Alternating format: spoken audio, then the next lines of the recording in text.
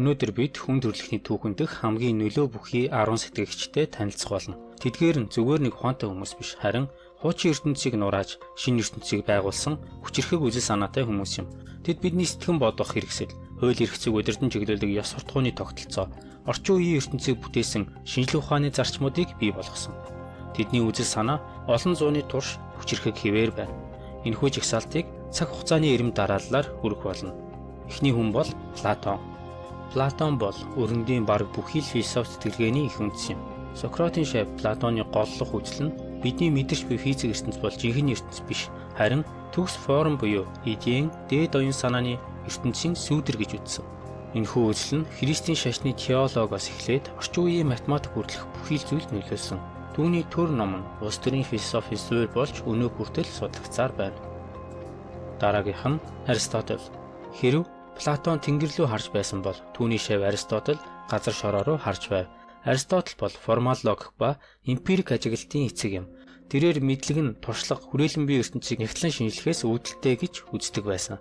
Түүнчлэн ургамал амьтдыг анх удаа системтэйгээр ангилж логикийн дүрмийг албан ёсоор томьёосон нь 2000 гаруй жилийн турш өрөндийн сэтгэлгээнд ноёрхсон юм. Күнз хийсвэр бүтэц байдлаас илүүтэй бид хэрхэн шудраг, хэв найртай нийгмийг бүтээх вэ гэсэн практик асуултад анхаарлаа хандуулж байв. Хариулт нь хувь хүний болон засгийн газрын ёс суртахуунд оршино гэж тэрээр сургасан. Түүний философи нь ахмадаа хүндлэх, боловсролын ач холбогдол, сайн үйлийг хөгжүүлэх, удирдагч хүн хүчээр бус, ёс суртахууны үлгэр чигээр удирдах ёстой гэсэн санааг онцолдог. Лао Цзи. Күнзийн үеийн сэтгэгч болох Лао Цзийн хэв найрамдалд хүрэх өөр замыг санал болгосон. Даосизмыг үндэслэгч тэрээр Дао буюу орчлын ертөнцийн байгалийн урсгал, нууцлаг замналтаа зохицон амьдрахыг сургасан. Хит их хичээж, хүслээ тулгахын оронд үл үйлдэхүй буюу хүчгүй үйлдэлийг хийж, байгалийн урсгалын эсрэг биш, түүнтэй хамт хөдөлгөхийг номлодог. Исаак Ньютон. Ньютон хүн төрөлхтний сэтгэлгээний хамгийн том өсрэлүүдийн нэгийг төлөөлдөг. Тэрээр дэлхий дээрх болон тэнгэрт хөдөлгөөнийг тайлбарлах нэгдсэн системийг бий болгосон. Түүний хөдөлгөөний хуулиуд ба бүх ертөнцийн таталцлын хууль нь орчлын ертөнц бол нууцлаг, бурхны удирддаг зүйл биш, харин математикийн хуулиудад захирагддаг гайхамшигтай, урьдчилан таамаглах үс механизм болохыг харуулсан. Джон Лок.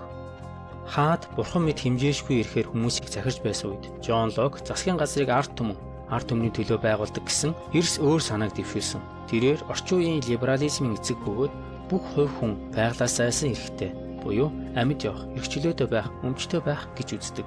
Энэхүү үзэл санаа нь Америкийн болон Францын хувьсгал шууд нөлөөлж орчин үеийн ардчилсан засаглалын гүн ухааны үнд суурь болсон юм. Иммануэл Кант. Кант философийн хамгийн ээдрээтэй асуудлуудыг хөндөж, түүний хариултууд нь салбарыг тэр чигт нь өөрчилсөн. Тэрээр ёс зүйд категорийн императив буюу альва зүйл бүх нийтээрээ дагаж мөрдөх зарчмын дагуу байх ёстой гэсэн санааг дэвшүүлсэн. Энгийнээр хэлбэл ёс суртахуунтай үйлдэл гэдэг нь ямар ч нөхцөлд хүн бүрд ижил үйлчлэх ёстой гэсэн үг юм. Энэ ойлголт нь орчин үеийн хүний эрхийн онолын тулгуун жолоо болсон. Карл Маркс. Карл Маркс шиг ийм их хүндлэл ба сэргүүслийг нэгэн зэрэг бий болгосон сэтгэгч цөөн. Тэрээр түүхийг улс үндэсний түүх гэж үзэхийн оронд баян хөрөнгөнүүд ба ажиллах хүчний пролетар нарын хоорондох ангийн тэмцлийн түүх хэмээн үзсэн. Түүний капитализмын шинжилгээ нь энэ тогтолцоо бол мүлжлэх суурилсан бөгөөд эцэстээ сүрэх болно гэж үздэг. Түүний үзэл санаа нь 20 дугаар зууны коммунист хувьсгалуудын үзэл сурталын үндэс болсон юм. Чарльз Дарвин хүн төрөлхтний өөрийгөө ойлгох ойлголтод газар хөдлөлт мэт цохол төгсөн. Тэрээр зүйлийн үүсэл номдоо байгалийн шалгарлаар дамжих хувьслын онолыг дэвшүүлсэн.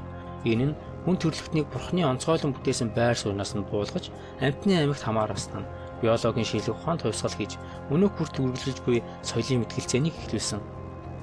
Альберт Эйнштейн. Ньютон сонгодог үеийн орчлын ертөнцийг тодорхойлсон шиг Эйнштейн орчин үеийн ертөнцийг тодорхойлсон. Түүний харьцангуй онол нь орон зай, цаг хугацаа, таталцлын тухай бидний ойлголтыг бүхэлд нь өөрчилсөн. Тэрээр цаг хугацаа орон зайн туйл юм биш, харин ажиглагчаас хамааралтай болохыг, мөн матери ба энерги нь нэг зоосны хоёр тал болохыг алдарт тэгштгэлээрээ харуулсан. Дүгнээд үзвэл бидний амьдарч буй улс төрийн тогтолцоо, гарт нь буй технологи, зөв буруугийн тухай сэтгэх арга барил гэх мэтчлэн маш олон зүйлс эдгээр сэтгэгчдийн үзэл санаа, зохиол бүтээл тулгуурлан хөгжижээ. Энэхүү жагсаалт мэдээж маргаантай. Таны бодлоор дутуу үнэлэгддэг сэтгэгч юм бэ? Энэ жагсаалтад хэнийг заавал оруулах ёстой гэж та үзэж байна вэ? Сэтгэл хэсэгт бодлоо хуваалцаарай.